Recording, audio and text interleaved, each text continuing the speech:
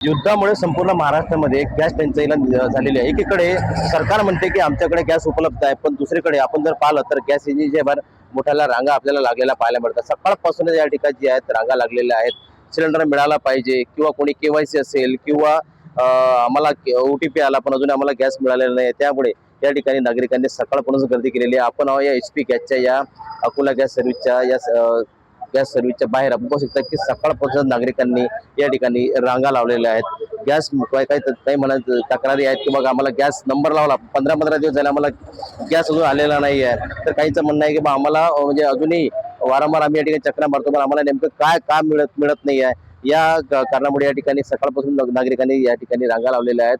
पाहू शकता की एकीकडे सरकारकडून सांगण्यात आलेलं आहे, प्रशासनाकडून सांगण्यात येते की गॅस टंचाई नाही आहे, त्यामुळे आपल्याला गॅस हा लवकर तुम्ही नंबर लावा तुम्हाला लवकर मिळेल। पण एवढं सर्व असल्यानंतरही या ठिकाणी गॅस एजन्सीच्या बाहेर आपल्याला लांबच लांब रांगा पाहायला मिळतात। सकाळपासून या ठिकाणी नागरिक ज्यात मग महिला असो की पुरुष असो किंवा काही मुले या ठिकाणी पाहायला मिळतात। सकाळपासून या ठिकाणी रांगेमध्ये लागलेले आहेत। एक म्हणजे सरकार एकीकडे सांगत असताना दुसरीकडे या ठिकाणी रांगा आपल्याला पाहायला मिळत आहेत। गणेश सोनवणे, TN मराठी, अकोला।